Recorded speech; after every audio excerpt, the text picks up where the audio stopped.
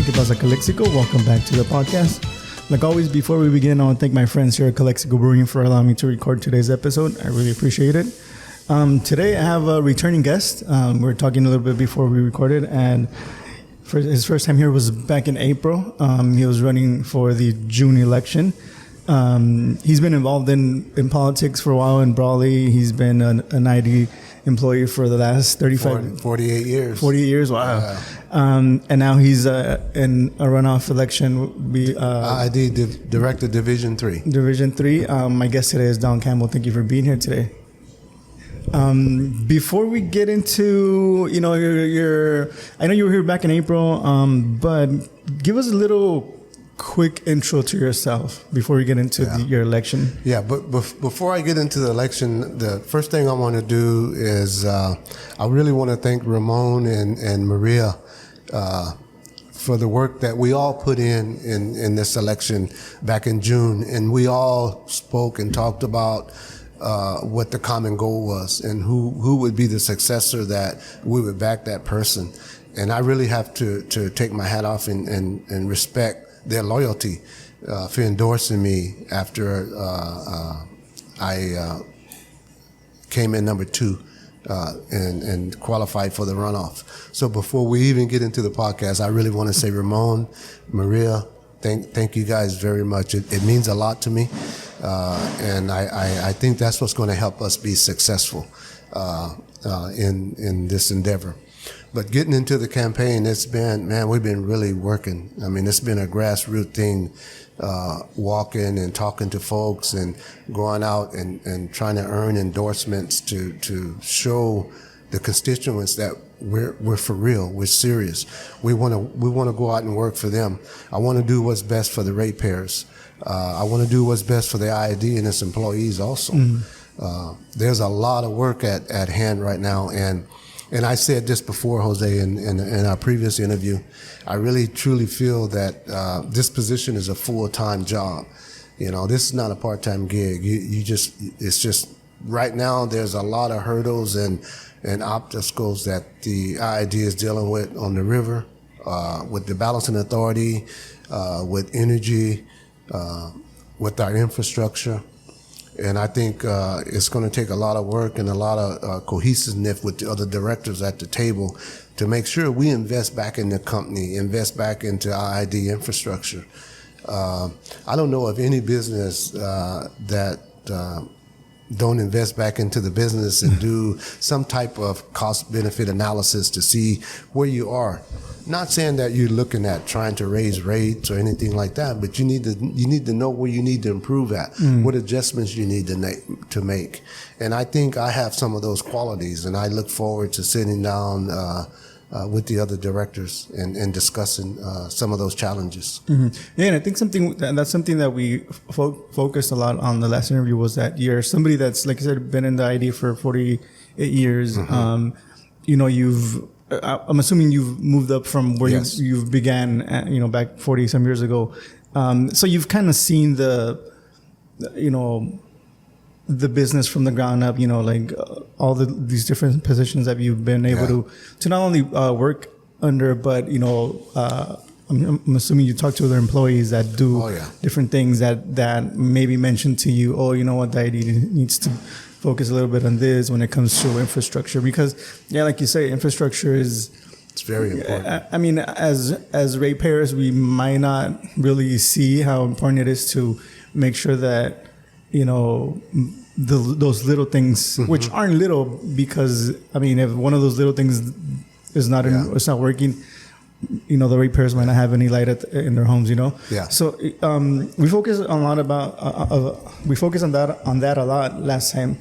But you still think that it's now that you're against one other person in the runoff, you think it's still like something that you need to make sure that the ratepayers understand that? Oh yeah. Yeah, bro, there's an analogy that people talk about, and it's kind of funny that people think when you hit the switch and the light comes on, that's just the way it happens.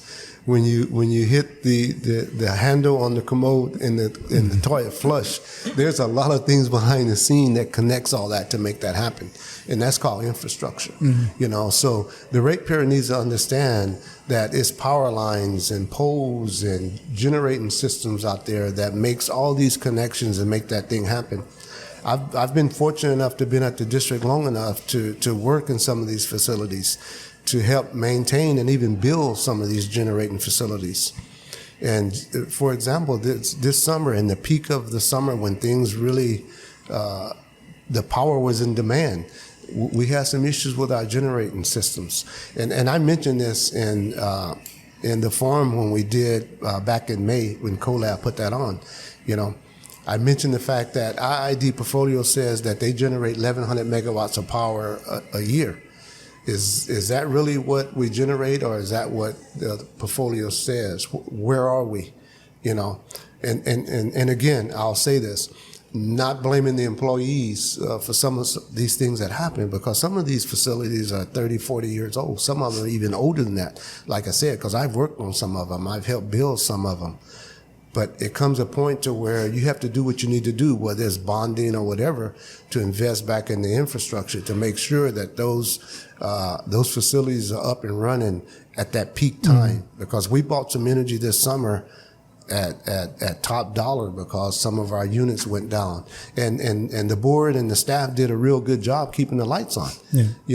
They did what they had to do to keep the lights on, and I take my hat off for them for that. Yeah, and it's been a hard summer out. California was facing this really big heat wave, and we were getting texts, to conserve energy and do everything we could to not put so much stress on the grid. And for us being and part of the IID has been really, because it's something that we deal with a lot.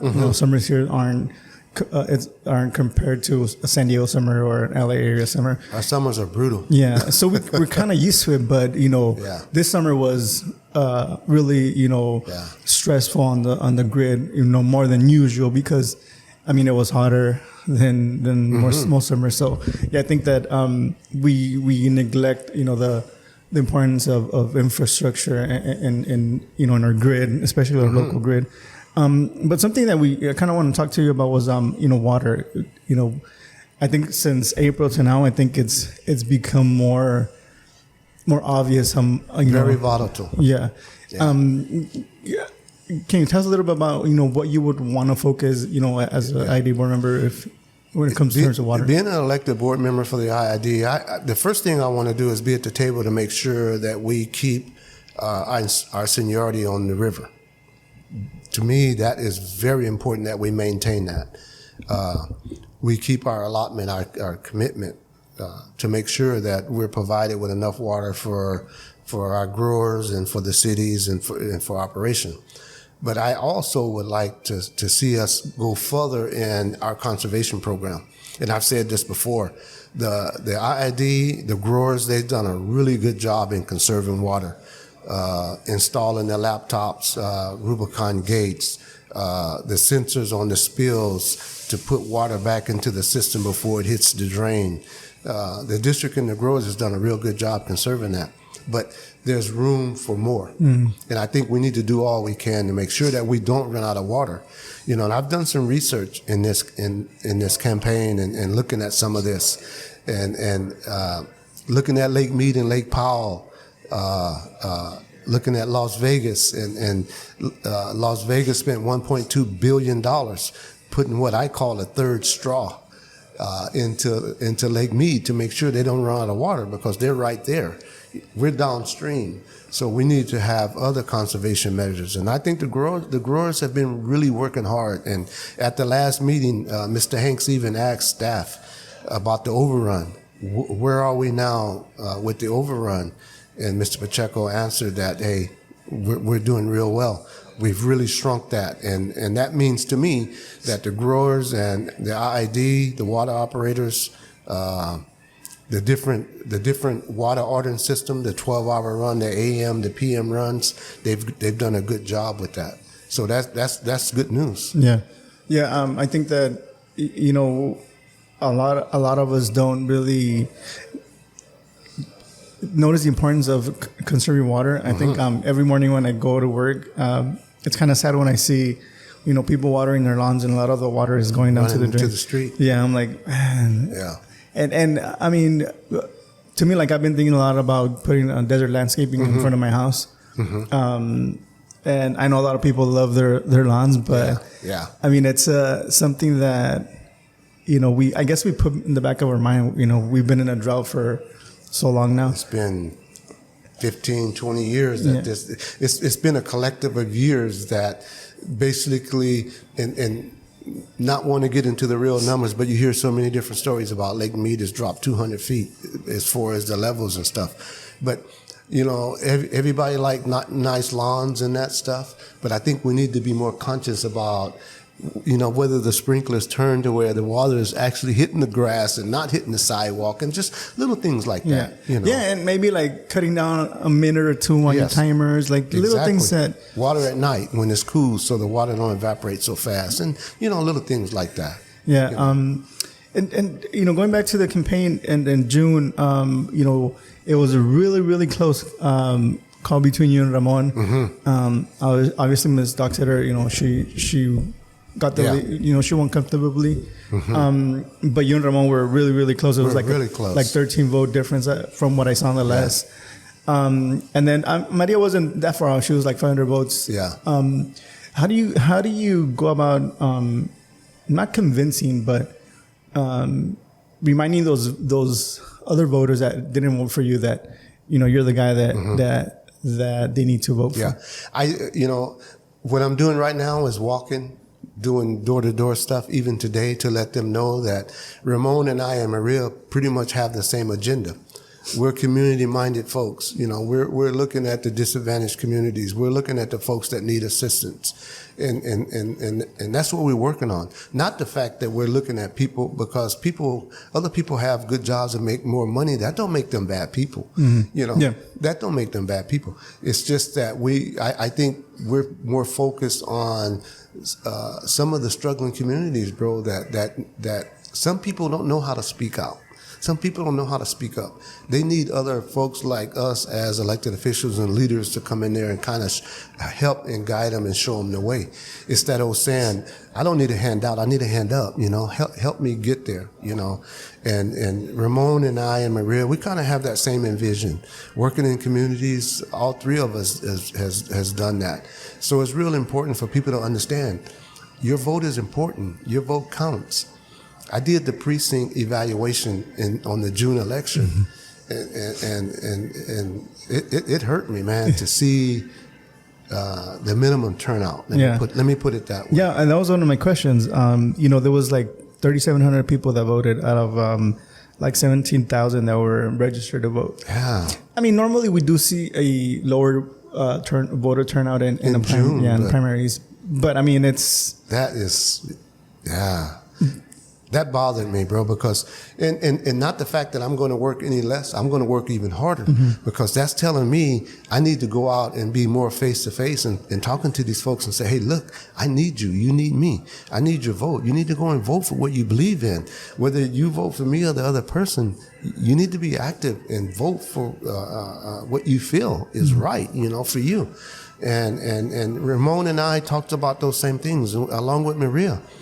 Right after the election, I met with both of them. We sit down and we talked and we understood that this was going to be a tough election.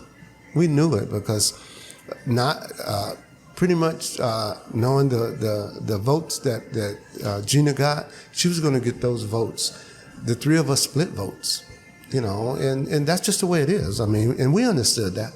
But what we all agreed upon is who's ever successful, we're gonna thread the twine and get behind that person to try to make it work for what we believe in, and they've done that, and I appreciate that. Do you hope to get a bigger turnout in November? I think there's going to be a bigger turnout, and I don't want to sound overconfident, but when you look at all the other candidates that's running, for the school board and city council and the state assembly and the district attorney. There's a lot of elections going on, so there's going to be a lot bigger turnout. So I think it's going to be a more positive vote this time. So I'm kind of looking forward to that. You mentioned that you've been walking around, Brawley in that area, district area. I'm assuming you did the same thing back in June. Yes. Were you kind of surprised that, not surprised, but, when you vote, when you go out and talk to these people and you see the turnout and you kind of have a different feeling from, going out and talking to these people and then seeing the results? Was there like were you surprised that not a lot of people come up to vote and the difference in votes? And no, that just convinced me that I need to work harder. That let me know I need to work harder. My committee, I'm telling you, we walk the streets, we talk to a lot of people, but that just lets me know that we need to do more, and that's what we're going to do. I tell some of the stories of some of the walking we did back before June, and this one gentleman went up to and hung a flyer on his door, and the guy came out and he says, "Mr. Campbell, that's you?" I said, "Yeah." I said, "I'm out walking." He said, "You know what? You came to my house. I'm going to vote for you." He said, "You bring a yard sign to my house." And it wasn't just that one. There was another instance where a gentleman was getting ready to leave his house, and I seen him, and I just didn't want to go up and leave the hanger. I asked him, I said, "Sir, is it okay if I leave a door hanger?" He said, "Oh, you can just give it to me." And I handed him the door hanger, and he looked at it. He says, "Man, this is you, huh?" I said, "Yeah, this is me. I'm out here trying to earn your vote, your trust that I'm going to make the tough decision for you." So we did that. And even though the turnout was where it was, we need to do more. And I know that. And that's what we're willing to do. Yeah, and just the people that don't know, Division 3 covers Brawley, Calapat, Nyland, and part of North Shores on the 111 side. Okay. And, obviously, Calapat was kind of like Maria's area. And back the first time you ran, did you do a lot of door walking back then? We did a lot of walking in Calapat. And that's what gave me the vision, not the fact that I hadn't been there, because I spent a lot of time in Calapat growing up, hanging out with some of my friends. But it's just over the time you see how things have gotten, those folks are struggling.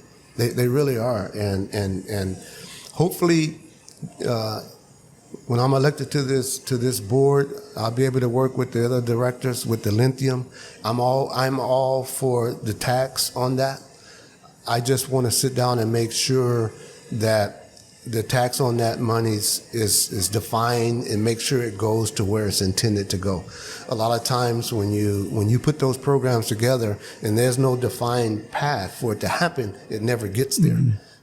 And I think a lot of the elected officials and a lot of the people that's involved, that's their concern. They're not so much against the tax. They just want to make sure it's defined and it gets to where it needs to be. It gets to the people that really need the help. Yeah. What was the, and I forget because there's been so much going on. What was the final decision on how we're gonna tax the lithium? There's like a 10% tax that they're looking at on the royalties from the lithium. It's going to be, and I understand, not knowing all the ins and outs, but I understand it's going to be managed through the county with the IID involved, but that is going to be something very positive for all of the county. And so much for the North End, because they really, Calapat and Nyland, Jose, they're really struggling. Yeah. They need that assistance. And not just with that, but what the jobs it brings, the homes it brings, the uplift to the community, fixing up roads and streets and all of that. Those areas are really struggling real bad, and that's what folks talk about when they say disadvantaged communities. That's part of that. Yeah. You know. And I mean, not to say that, you know, people who are running that aren't, you know, obviously you're like I said, you're an employee at IID. You've worked your way up. Some of the other candidates from other positions, you know, they're part of the farmers, and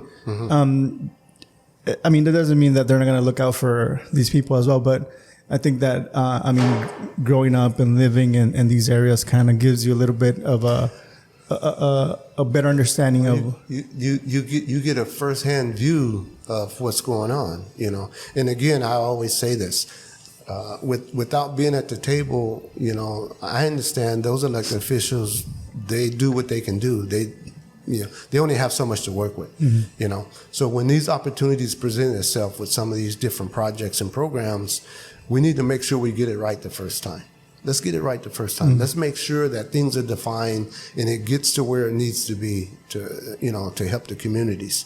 And I really think that's going to happen. I think it takes time and work for people, you know, to agree on things. And I always tell folks, you're not going to always agree, but you have to agree to disagree and be respectful, you know.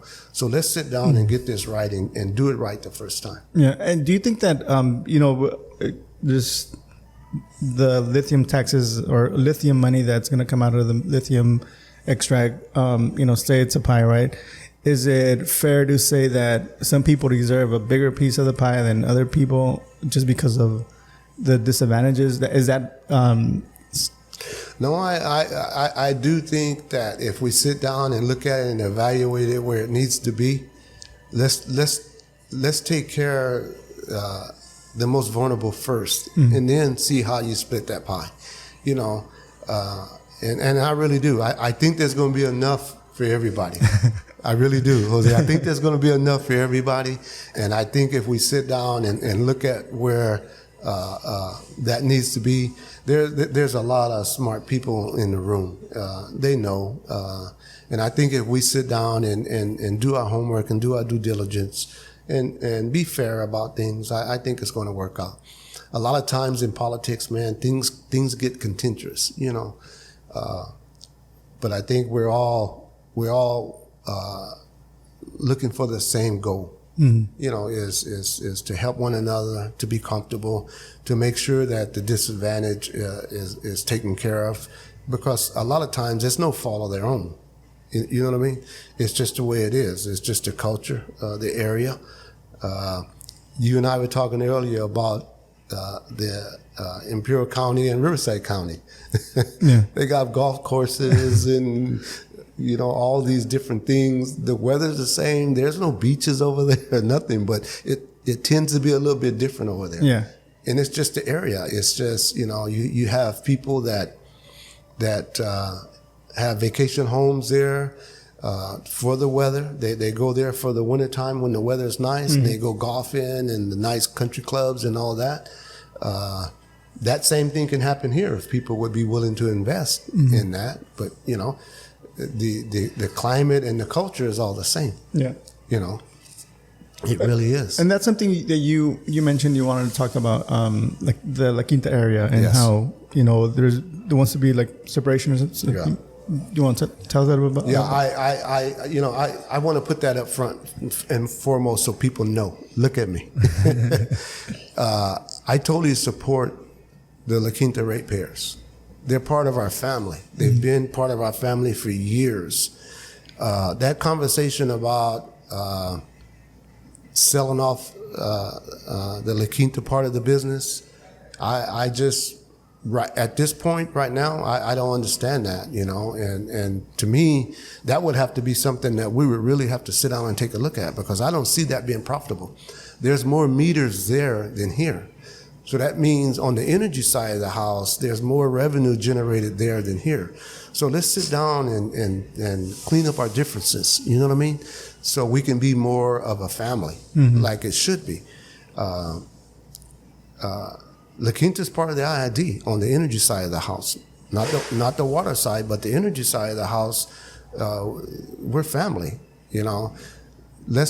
You know, you don't talk about splitting the family up before you sit down and say, hey, what's the problem? Let's fix it, right? Yeah. So I feel that's the same thing here, you know. And I understand what's going on over there. A lot of the residents and the ratepayers over there want to have more say in the way the IID conducts business.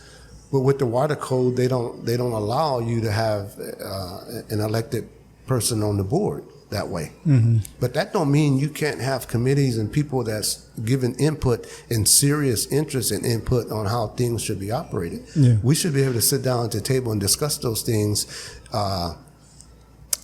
in a manner to where you trust each other in what you're saying and what you're doing.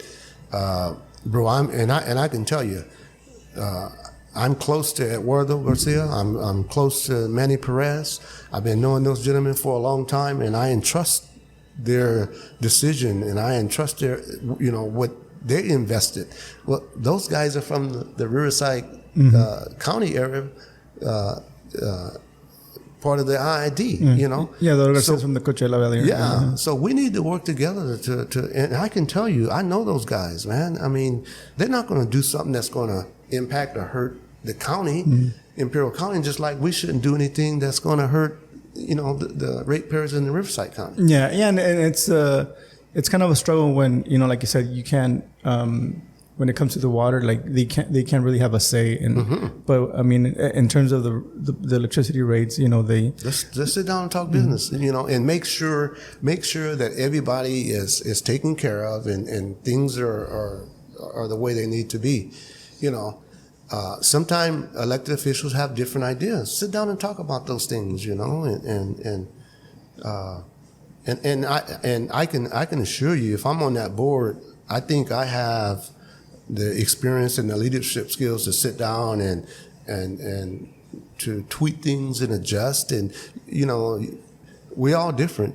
Everything's not going to go your way. You need to be able to be flexible and work with the other guys. And I think that's all that needs to be. Yeah, and you mentioned the board. Come November, there's obviously going to be two new different people in the board. Ms. Norma Galindo lost her seat, and then you or Gina are going to be new to the board. How do you? I mean, you. How do you come into this board that's, I mean, right now it's been a little bit more contentious. Yeah, like it's been a little bit more quiet, but there's still, some tension in the board. There's still some division. How do you come in and make sure that, and not really like convince them to, vote your way but just kind of make sure that everybody's having a conversation and making sure that they're looking, dotting their I's and crossing their T's and making sure that everything's, Yeah, I really want to be the guy in the room to say, hey, let's lower the temperature, guys. Let's lower the temperature. Let's sit down and talk about things, Let's be professional, I don't need, or you don't need to be cursing me. I don't need to be cursing you. Let's sit down and talk about things reasonable. And I mentioned this in the first interview.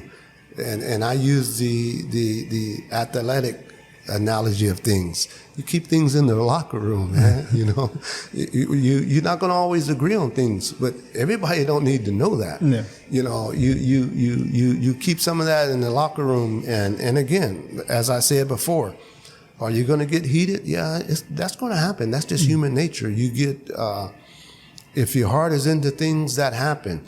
But let's sit down and talk about it. Let's be professional about it. Everybody don't need to know, that we had a quorum or a disagreement on something. Let's settle that and take care of business, because at the end of the day, it's about all the ratepayers. It's not about just my idea or Jose's idea. It's about what affects the ratepayer, And I think I have that ability to do some of that, to talk to Mr. Hamby, talk to Mr. Gonzalez, talk to Ms. Contreras, and say, hey, guys, let's team up and work this thing out, and I think I can work that way. And because you seem like a really calm, mellow guy, are you also that type of person that, like I said, behind closed doors, putting your foot down and making sure that you have to be able to take control and do it in a manner to where that other person says, man, you know what? so and so's right. you were a little disrespectful. You need to be able to go to a person and say, you know what, it wasn't. That kind of irritates me. So let's not do that. You need to be able to. A person needs to be able to speak up, and the other side of that, the person that's on the other side of that needs to own. If you made a mistake, own it. Let's own it and let's fix it. Let's not just have so much pride that you're not willing to take a step back and say, hey, you know what, Jose, I'm sorry, man. I shouldn't have said that. Yeah. To me, that's what it's about. You got to be a big enough person to say, maybe I did kind of twist that a little bit. I'm sorry, dude. I didn't mean it that way. Yeah, and I think it's hard. A lot of times, it's hard for everybody to kind of like accept, when they mess things up. But hey, guys, sorry for the interruption, but I want to take this time and thank my sponsors. I want to thank my friends Camilo, Jake, Eric Ortega. I want to thank Eddie Lopez from Roots Creative, Ms. Norma Galindo, IID Director representing Division 5 and serving the entire Imperial Valley, Will Torres from Valley Sports Network, your Imperial Valley source for sports. I want to thank Sergio's Tacos and Hotdogs. With 8 years of experience serving the Imperial, San Diego, and Yuma counties with Mexicali-style hot dogs and taquizas, contact Sergio at 760-562-0057 or look for Sergio's Tacos and Hotdogs on Facebook. I want to thank Eric Reyes from Los Amigos de la Comunidad, empowering communities together. Finally, I want to thank David Gastelum. If you're thinking of buying or selling a home in the Imperial or San Diego counties, make sure you contact David. He's not only a realtor, but an investor with over 20 years of experience, and he'll teach you along the way in one of the most important investments of your life. Contact David at 760-235-9576 or look for David Gastelum on Facebook. All right, guys, well, now back to the show. What was I going to ask you? Oh, you mentioned, the ratepayers a lot. But, and it's something that, talking to a lot of people or people that are running, politicians, sometimes they kind of leave out the employees. You're an employee. You're part of a union, I assume.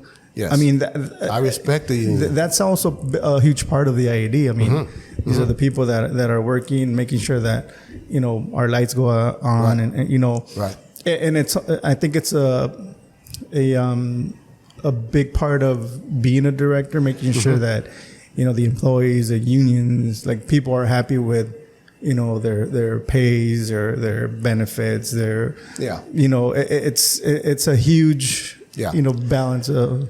There's a couple of things I like to speak out on that. I respect the union because, a lot of times union gets a bad rap, but 99.9% of the time, if you're a union employee, you earning more benefits, you're earning probably a better wage, you're more able to provide a better living for your family, and there's nothing wrong with that, And to me, the thing that I focus on with the union is, and I say this, the union reps that I've talked to, Cesar Perdomo, Terry, Danny, they all believe in, you know what, you're getting paid to do a job.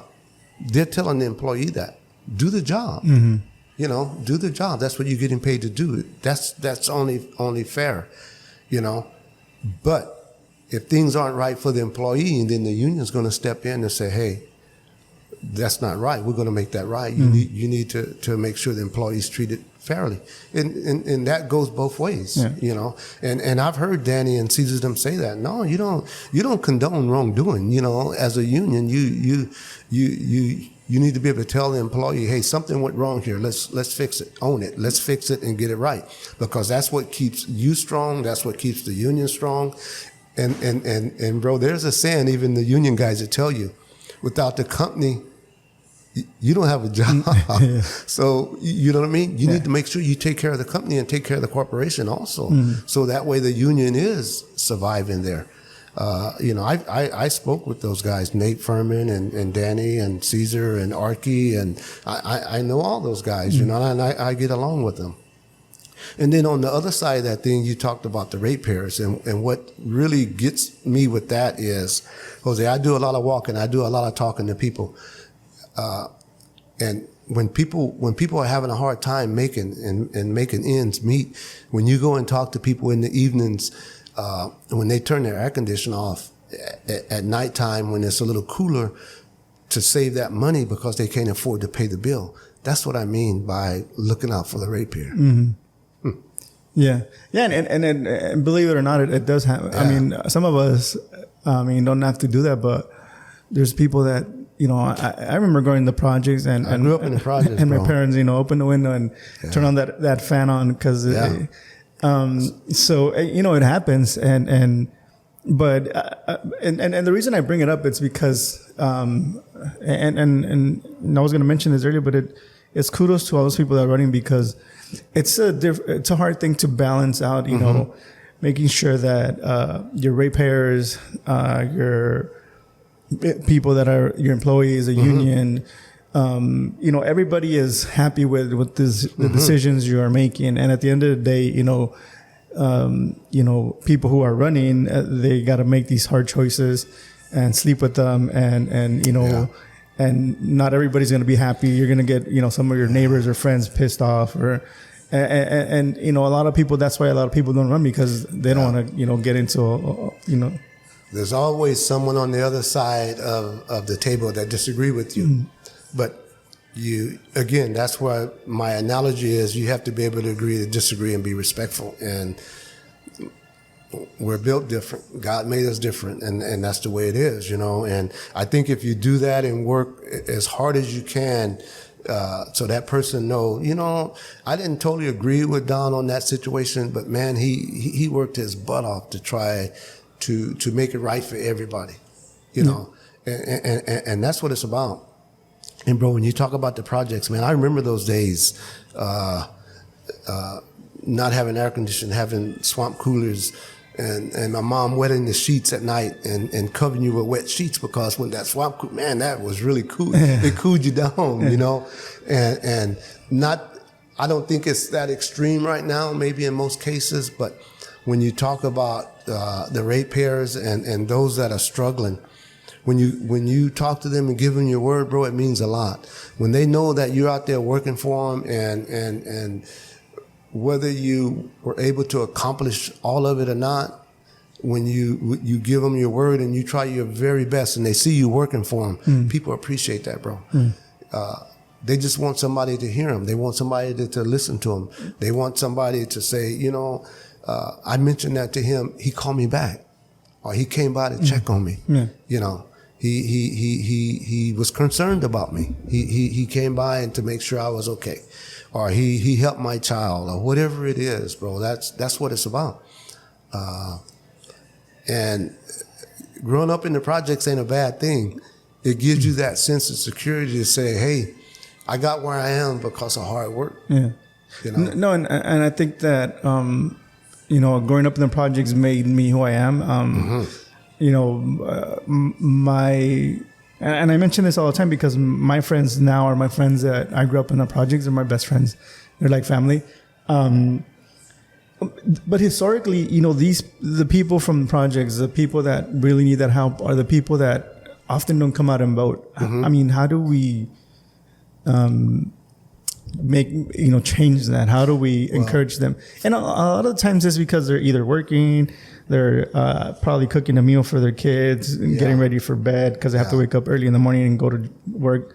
How do we make sure that, because it's in California, it's easy. You just, fill out the form and put it in the mailbox and drop it in the box and vote. But yet a lot of people still don't do it. How do we convince? I think we just have to stay focused and continue to stay after them and say, hey, I need you. You need me. Vote, and lead by example. A lot of times people, elected officials get a bad rap a lot of times, on different things. And when I say lead by example, they need to see the true you, that you're genuine, and you continue to go to them and speak with them and say, I'm here, I'm here to help you.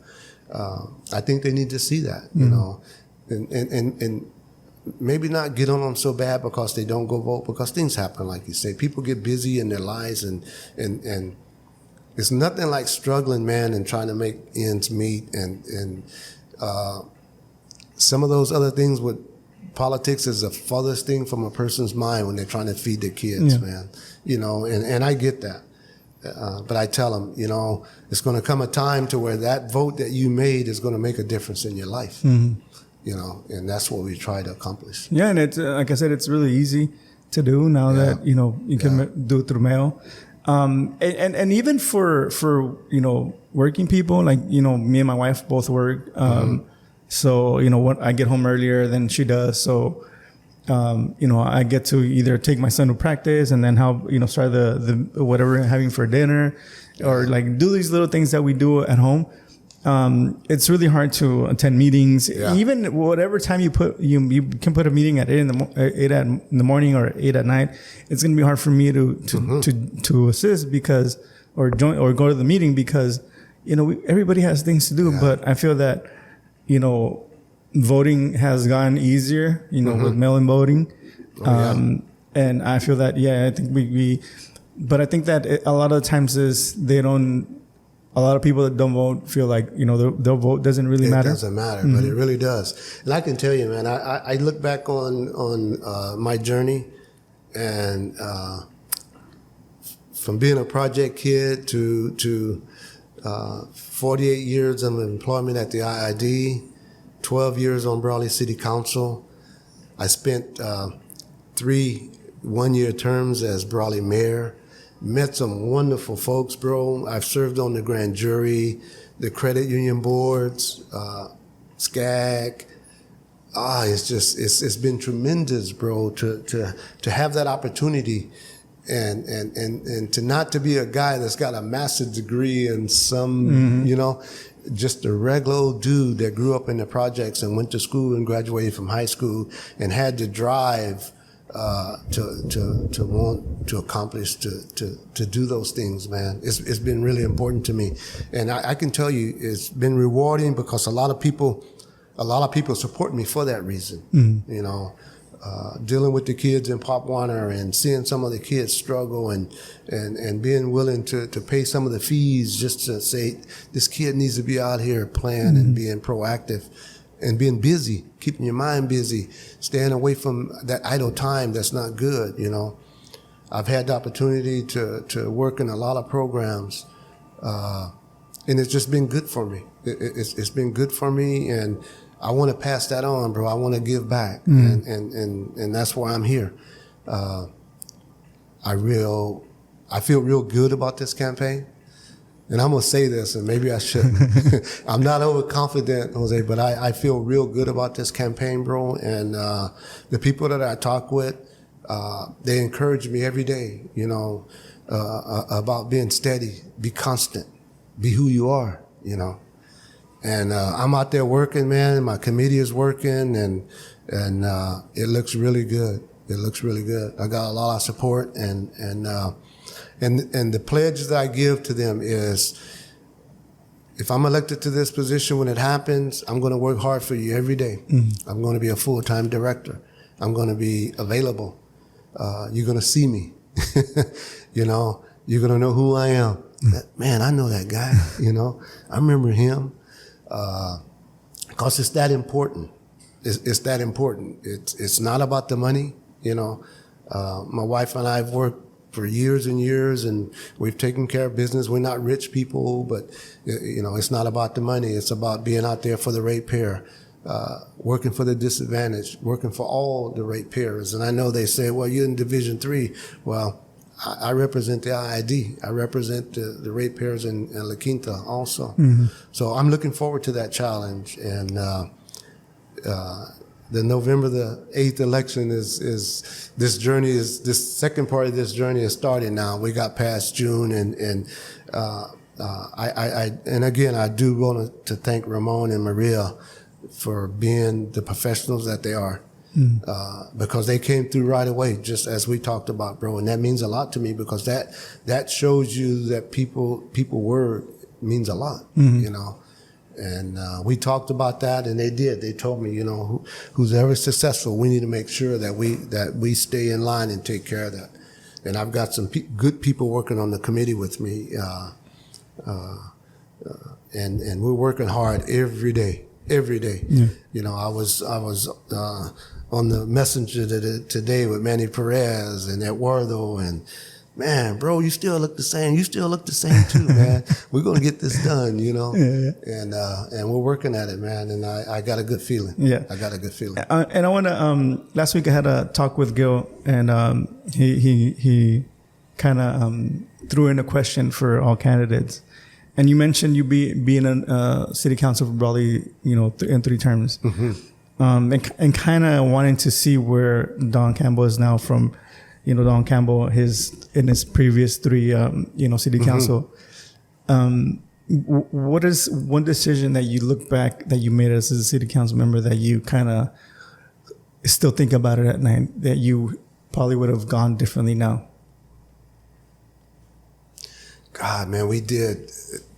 There was so many hurdles, man. Something that I would have not done. Or voted against. Voted against. Man, thinking back about it,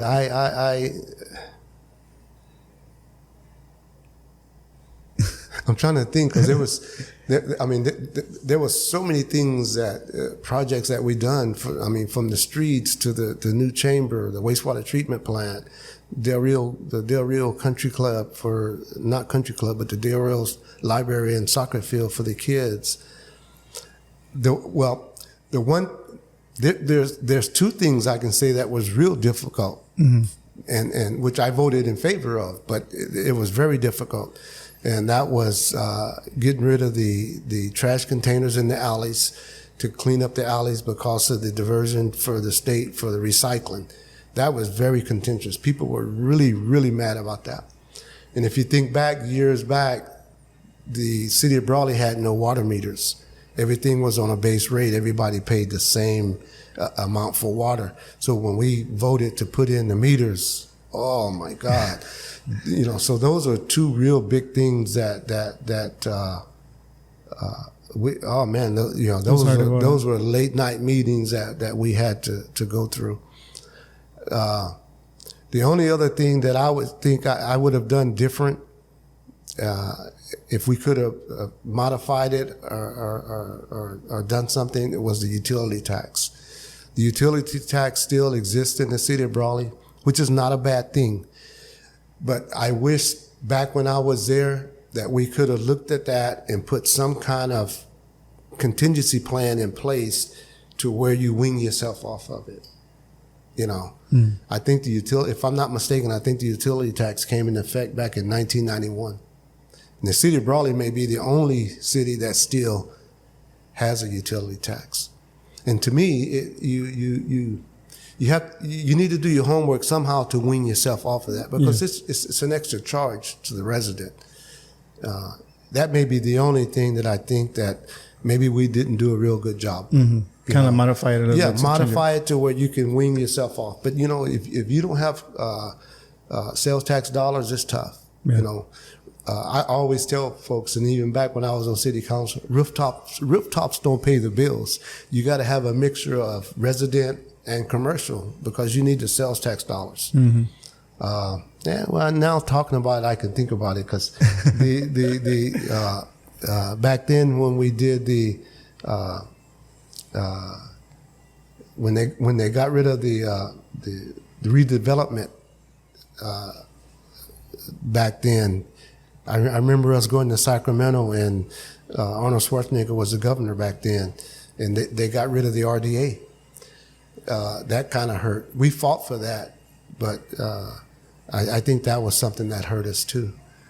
But as far as something just to go back and say that, man, I should have voted against, God, I have to go back and look at it, because it's, man, I talk about it. We did a lot of good projects within that time. And again, I still say this, not that the previous or the current council members are not doing a good job, but I'm kind of proud of some of the projects we did, because we would do 25 to 30 streets every year. We would go in and rubberize, aggregate, resurface the streets and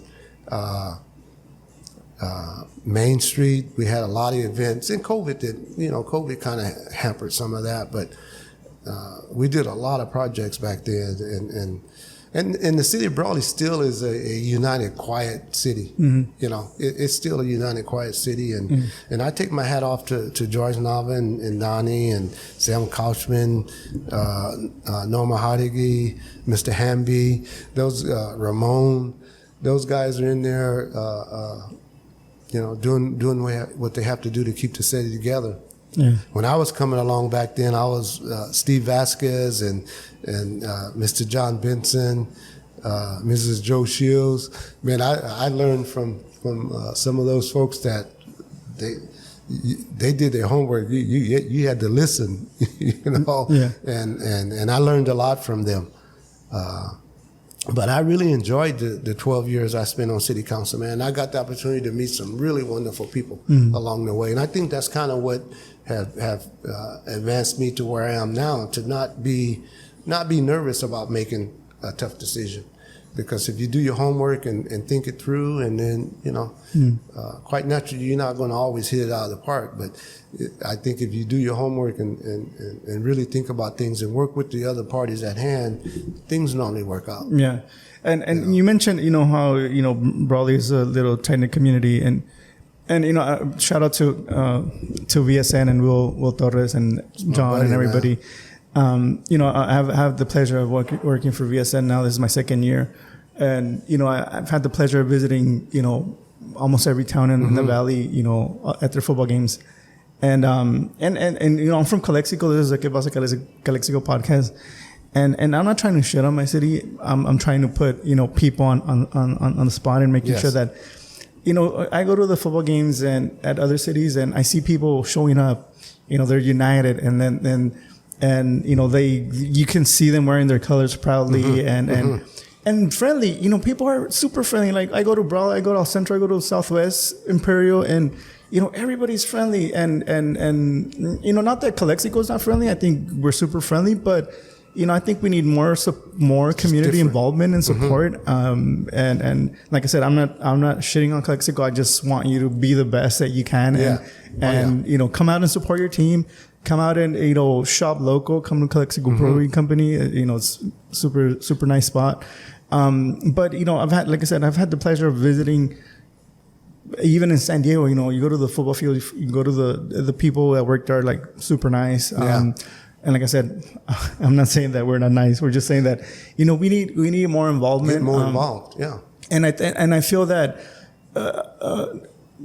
I might be shitting on Calexico right now, but a lot of people do it. A lot of people here in Calexico do it. And I think that instead of focusing on the negative stuff, be the positive in Calexico. Go, instead of pointing out the negative, say, like, what, why don't we do this instead of, why are they not doing this? Right. And I've seen it more and more now with the November election coming up. And it's, I feel that you're always really positive. With the candidates of Division 3, I don't think I've ever heard you say anything negative about any of them. I would never do that. And I feel that, and I mean, politics is our politics. It's contentious. But at the end of the day, we're all representing the same people. Oh yeah. And I think that's something that right now, what I'm seeing from Calexico is, they're forgetting that they represent the same people. It's not just a group that you want to represent. If you really want to represent Calexico, make sure that you're representing everybody, not just a group. No, Jose, what you're saying is exactly what I believe in, and I respect for you. My respect for you by saying that, because that's what I mean.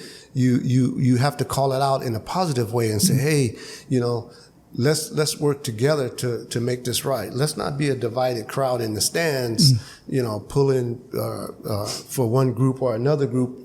We need to pull together, and that's what it needs to be. Everybody needs to be together, and not have those little groups to where it just doesn't work. Yeah. You know, and you need to be able to call it out in a positive way to let a person know, man, that's not positive. That's not getting us where we need to be. That's not helping the kids. Yeah. You know, when we go to the games and they have a student section at Brawley, man, and it's a positive rowdy. Yeah. They're shooting off when the team scores. They're shooting off all these things and throwing T-shirts and little footballs in the crowd and singing, and you know, you need that, you know, and that's their section there, and then you got folks there just rooting and when you hear one of the fans or the crowds getting kind of rowdy or saying something out of line, hey, hope, you know. Yeah, chill. Watch, hey, you know, watch what you're saying, you know, and you need to be able to do that in a positive way. And then when everybody gets in tune to that, everybody holds everybody accountable, and then you get that positive grind in the school. No, you're right. You need to pull in the same direction. Yeah, and I feel that, you know, and I'm going to say about this about Calexico, visiting other facilities. We have the best football field in town or in the valley. And I feel that a lot of the positiveness and the community comes from the top. You know, if you have city council members that are involved in your community that show up to events, if you have a school board that comes out and shows up to your events and you know, are part of the community, that aren't like cherry picking, where do we go or who do we talk to. I feel that makes a huge difference, and I think that I've seen that in other cities where you know, you see, you know, your city council members, your school board members. Obviously, you know, sometimes not all of the city council members or school board members can be in the same position at the same place at the same time, right? But I think that over the years I've seen that there's less and less involvement with our community leaders. And I don't know, there's, especially in Calexico, and I'm gonna stop because I don't want to. No, I you know, and again, getting back to that togetherness. I've called, and I'm not gonna call out names right now, but there's a lot of other elected officials on different representation that's going to endorse me. And people endorse you like that because they know that, hey, this guy is going to say the right thing or do the right thing. You know, you have to have that confidence and that loyalty to know. And I can tell you, in Brawley, we're pretty close. You know, we work together a lot, man, and it means a lot. It means a lot to help one another. Yeah. For the school to help the city, and for the city, you know, and some of my my PR stuff I was doing before the campaign, you know, meeting in front of the library and doing a recording to say, hey, this is not just a library. This is where kids come to study, and this is where books are provided. But you know what? In the summertime, when the vulnerable or the folks that can't afford to pay their electric bills, this is a cool down. They come here to cool down, and you know, and believe it or not, there's a lot of kids that come here for the Wi-Fi because their parents can't afford internet. Yeah. So people need to hear that, bro. They need to know this is not just a library. Yeah, you know. This is an essential facility for our community to survive, you know. And I went over to the Lions Center and did the same thing about the programs they put on for swimming and for the kids and the different organizations, that they do this for the kids to come in the summertime and swim and eat a hot dog and for minimum cost, you know. Put on programs inside the Lions Center, the basketball tournaments for the minors and stuff. So without working together, those things don't happen, bro. Yeah, those things don't happen. And there's a lot of, you know, people behind, and not only the elected you know, leaders, but there's people behind, you know, them that they're encouraging to, you know, come out and help, come out and, you know, put in a little bit extra hours and make sure these kids are not in the heat. And you know, it's a teamwork effort, and I think that you know, it sucks to me, but to say this, but Calexico is not really, you know, working in a team. We could, like I said yesterday, last episode with Tomas Oliva, we're the city with potential, but with so much potential, but we can never, get there. But we'll end it there because we're almost at an hour. We're almost at an hour, and you and I get together, man. We just talk. But it's one other thing I do want to mention when we talk about community involvement like that. I want to give a shout out to Pablo Cortez with the La Gente Boxing. That's another program that's between private individuals, the city, people getting involved. Pablo's been doing that for years and years and years. The facility there is between the city and the Elks, and those kids go there, and he's got some really good promising young boxers coming up. And that is one of those programs that if you don't have everybody pulling together, it doesn't work, bro, because you got to have someone in the background that making sure the bills are paid and these things are happening. So I go by there and see those kids every now and then. I try to take them some Gatorade or something, because you see them, they be sweating and working, man. And Pablo has done a really, really good job with those kids, man. But that is an example of exactly what you're saying. A community pulling together from city council to the different programs, La Gente, and working in the background that nobody sees. And that's what that is. Yeah. So, but Jose is man. I always enjoy coming down and talking. And I remember watching one of the podcasts that you and Ramon did, because we're friends. And Ramon is like, man, this is like my fourth time down here. And I'm like, dang, Ramon, you're a celebrity down there, man. Yeah, Ramon. Yeah. I think Ramon is a really, energetic guy that I really like talking to, because he has no filter. And I wish I was, sometimes I wish I was more like him, because I'm really passive. I really don't want to get into, like, even like what I've been talking a couple minutes ago is I feel like that's a little bit more than I'm used to talking about. It reminds me, bro, because when Ramon endorsed me, we took a picture and everything. We were just outside in front of Brownies. We took a picture, and it wasn't really good. So I messaged him. I said, Ramon, I need to get with you next week sometime when you get a chance, so we can take a picture, a good picture for the endorsement, for the posting. He said, sure, not a problem. Just let me know. He said, what do I need to wear? What do you need to wear? But that's just him being prepared. That's Ramon, man. Yeah. You're right. No filter. He's like, well, what do you want me to wear? I'm ready. Let's go. For sure. But Don, once again, thank you for coming down. I really enjoy our talks, and I wish you nothing but the best in your campaign. Once again, and I think I've forgotten the last couple of episodes, but this is not an endorsement. Right. I get it. I try to be as fair to everybody as I can. Every candidate is important. Everybody has their own opinions and agendas, and I respect them. And like I've said before, if you want to be on the podcast, you're more than welcome. Yeah. I'll try to, like I said, I've said it before, this is a hobby of mine. So if I can't get to you, it's not because, somebody's busy, holding me back or anything, but it's just that I'm busy. I have a 9 to 5 every Monday through Friday, and then I work Fridays with Will, with VSN, and John and Vic Carrillo. And I have a family that sometimes on the weekends we like to do stuff. Not only this, the dog bites you when you go home. but it would be a pleasure for me to talk to every candidate, make sure that everybody in the community gets to know you and makes a little more educated decision when it comes down to voting in November. Like I said, I respect everybody. Oh, yeah. If I sometimes say some shit, is because I get passionate a little bit.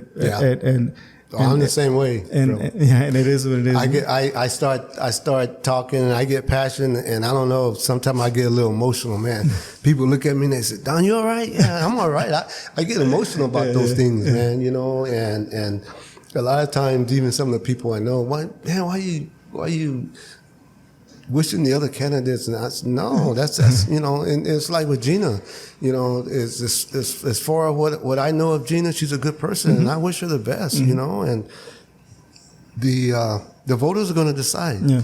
And it's up to her and I to convince them that we would be the best fit to represent them. Yeah, yeah. You know, it's not personal. Yeah.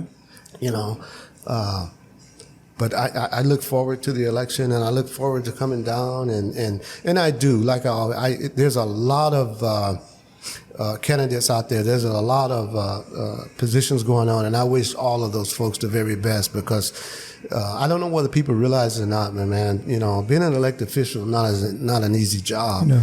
You know, you always got someone upset with you because they disagree with some of the decisions you make. You know, and you know, you got to be able to go to that person, give them a hug, and say, you know, I'm gonna do my best. You know, and I drive around Brawley, and I see banners and signs everywhere. You know, some of the fences is just completely covered with banners and stuff. I'm like, you know, and even my wife says, "You sure you want to do that?"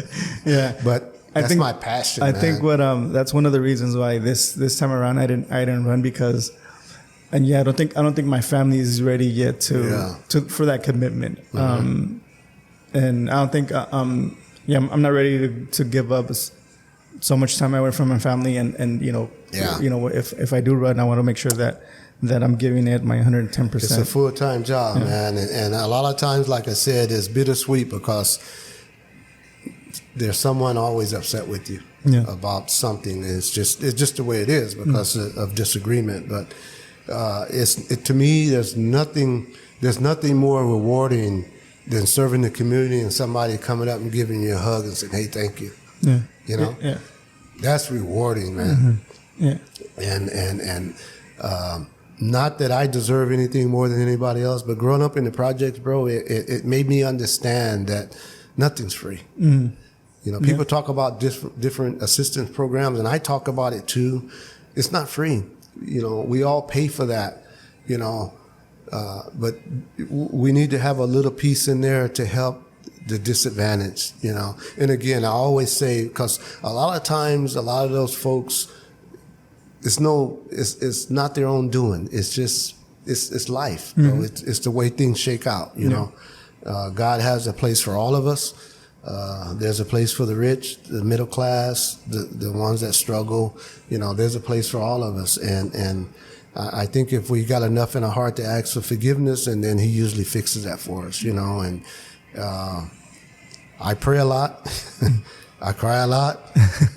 I can tell you're a really emotional person. Yeah, for sure. But yeah, we'll leave it at that, because it's over an hour, and I don't want to make this too long, because otherwise people won't listen to it. People say, "Man, you down there with an hour? You going to give me an hour?" All right, Don. Thank you again. Thank you, Calexico Brewing, again, for allowing me to record today here, and thank you guys for listening or watching, and we'll see you guys in the next one. Peace.